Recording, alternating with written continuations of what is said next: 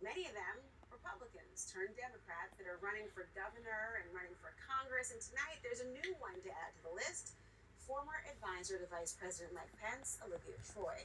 She's running to represent Virginia's 7th congressional district. In 2020, I finally said enough, and they came for me. Kash Patel, Stephen Miller, even Trump himself. I don't know her. I never met her. They sent MAGA after me, tried to bankrupt me, threatened to kill me. They thought they could silence me. They obviously don't know me very well. Olivia Troye joins me now. Olivia, we know you well on this show, and now we are speaking to you as a congressional candidate. Talk to me about your decision to run really for a district that has not even been created yet. What is motivating you to do this? Well, look, this has been an ongoing journey for me. Part of it is that I love this country, and I have been fighting this since 2020. I mean, I served as a career intelligence officer in the first Trump administration. I had voted for Hillary Clinton in 2016, actually, and I decided that service should be nonpartisan. And as I sit here now currently and watch what the Trump administration is doing on a daily basis, going into our communities, tormenting, I'm the daughter of a Mexican immigrant. My mom, for the first time, told me that she is scared about going out into the public. This is someone who adores this country, is a U.S. citizen, has lived here, and cries on 4th of July. And when I see that and see what Donald Trump is doing in our communities, the economy, our healthcare, I mean, the list goes on and on, this war with Iran, I just felt strongly that I needed to continue this fight. We have spoken about the many legal threats that you have had to deal with from the administration, the death threats that you have mentioned as well. And you wrote on your Substack that the threats have actually changed the way you live your life, the way you're moving and operating in this world.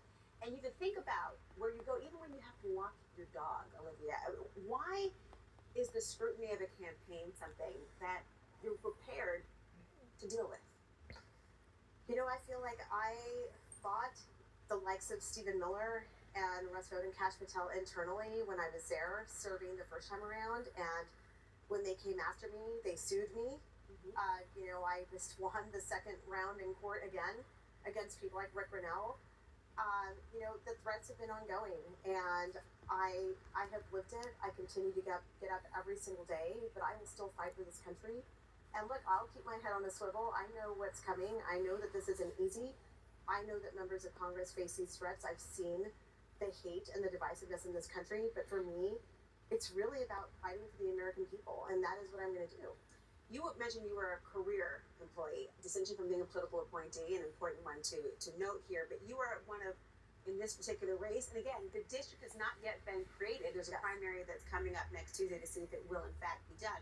But one of the people you're running against is the former top deputy to Jack Smith. J.P. Cooney is his name. There are other, by the way, former Trump officials running in this cycle as well. Why do you think that former government officials like yourself are choosing to run at this time? I think we've seen it from the inside. We've seen what Donald Trump has done to our government institutions. In Northern Virginia, where we're running, I mean, this community has been tremendously impacted by DOGE and what they've done. And I think it's very hard for us, those who serve for the greater good, to watch the national security community be destroyed and impacted. What about your background and particular knowledge about how the Trump administration operates, gives you an advantage, if any? Well, I would say that I definitely know how these individuals work, and I have lived that firsthand, whether it's undermining intelligence products. I mean, I definitely had the arguments with people where I was like, no, that's not how we operate as an intelligence community. We don't distort facts. I don't take Google searches as intelligence into my products.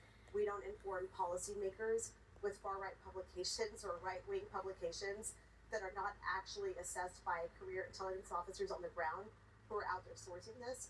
I mean, there are numerous instances where I saw the distortion of reality that ended up becoming policy. And I think especially for someone like me who worked in the Homeland Security space, when you're not actually standing up to threats that are hate crimes, the rise of extremism in our country, that all leads to greater violence and less safe communities. Let's talk about trust, because there might be many who do not trust you as a credible Democratic candidate, given your history as a Republican, and there are others who have essentially converted from a Republican to then a Democratic candidate in different parts of the country. Should people question your ability to be a fulsome member of the Democratic Party? Absolutely not. Like, I grew up in a conservative Catholic family. That is how I was raised. I have certainly evolved over time. I definitely evolved in college. I have been a big champion for reproductive rights. That is something that is hard. For my family, I was raised Catholic. It's a struggle with our faith. But for me, what I see what they're doing to women's rights, what I see what's happening to immigrant rights, these are things that are personal to me because all of those things are part of my family. And when I see what's happening, I grew up in a working class family. My dad was a lifelong truck driver, and I see the way the working class is being harmed by these policies. I, over time, evolved and realized that my values are more in line with the Democratic Party. Olivia Troye, thank you for joining. Thank you.